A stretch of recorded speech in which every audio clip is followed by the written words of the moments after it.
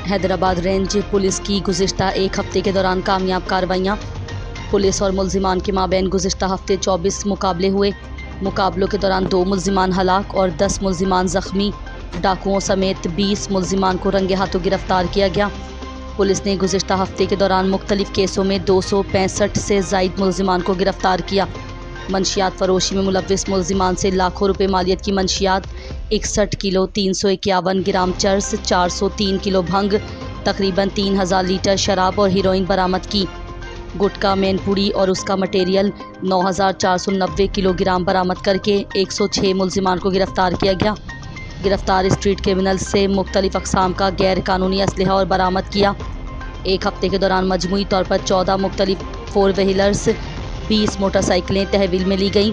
गिरफ्तार मुल्जिमान के खिलाफ मुकदमात दर्ज